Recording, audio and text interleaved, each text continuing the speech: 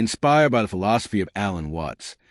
The feeling that life is meaningless is one of the most misunderstood and feared experiences in the modern world, because it's often treated as a psychological failure or a sign that something has gone terribly wrong, when in fact it can be one of the most honest and potentially liberating realizations a human being can have, since this feeling usually arises not because life lacks value, but because the mind has exhausted the stories it was told about what life is supposed to be, and when those inherited meanings collapse, what remains feels like emptiness. Yet this emptiness is not a void but an open space, and Alan Watts often emphasized that the demand for meaning is itself a cultural conditioning, rooted in the idea that life must serve a purpose beyond itself in order to be justified, and this idea creates enormous pressure because it turns existence into a problem that must be solved, a question that must be answered correctly. And when answers fail or lose their power, anxiety sets in, not because life has changed, but because the mind no longer knows how to frame it. And this framing is crucial, because humans live largely through interpretation, and when interpretation fails, experience feels disorienting. Yet, Watts pointed out that the universe itself does not seem concerned with meaning in the human sense. Because stars burn, rivers flow, animals live and die without asking why. And this does not make them tragic or pointless.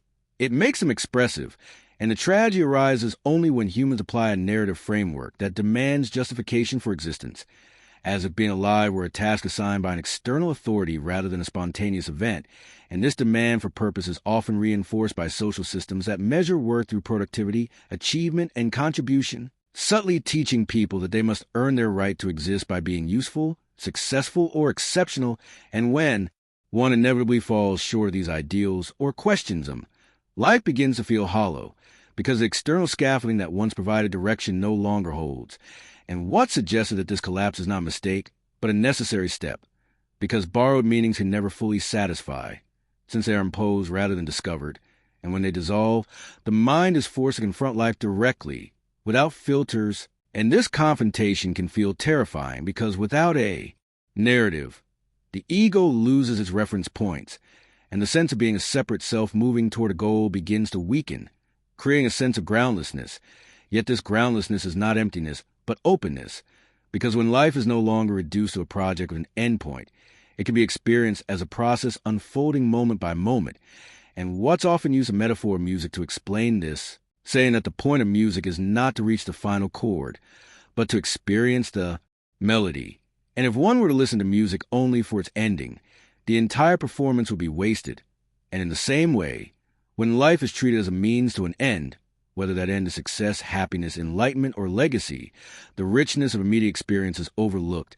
And this creates the paradox where people who achieve their goals often feel empty afterward, because the meaning they were chasing was always located in the future, never in the present, and once the future arrives, it loses its power, revealing that meaning cannot be permanently secured, because it is not an object to possess. And Watts emphasized that meaning is a human invention, a way of organizing experience, not an inherent property of the universe. And this does not make life bleak, but playful, because it means that meaning is flexible, creative, and situational rather than absolute. And when this is misunderstood, people feel pressure to discover a single, ultimate purpose that will justify everything, and failing to find it leads to despair.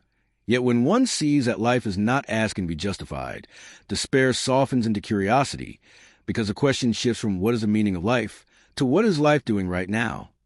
And this shift changes everything, because attention moves from abstraction to immediacy, from interpretation, participation, and in participation, meaning arises naturally as engagement, not as explanation.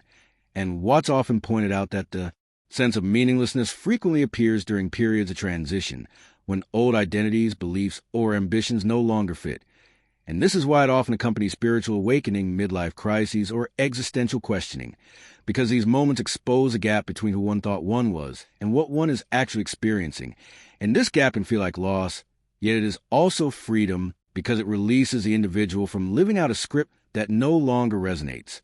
And this release can feel disorienting before it feels liberating, because the ego is accustomed to navigating by goals, and without them it feels lost.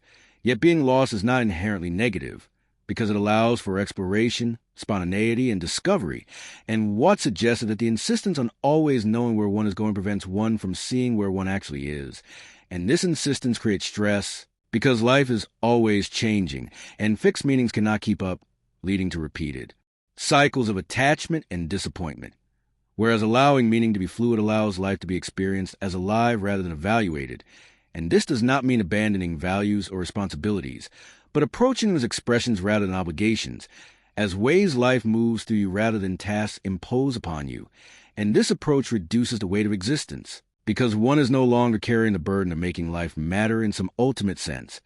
And Watts emphasized that when people stop asking life to make sense, it often starts to feel meaningful again, not because an answer appears, but because the question dissolves, and this dissolution reveals that meaning is not something added to life, but something felt when attention is fully present, because presence allows experience to be vivid, textured, and intimate, and this intimacy is what people often mistake for meaning because it gives a sense of connection and significance without explanation, and this is why moments of simple awareness, like watching light move across a room, listening to music, or feeling the rhythm of breathing, can feel profoundly meaningful even though they serve no purpose, because their value lies in being experienced, not in leading somewhere else.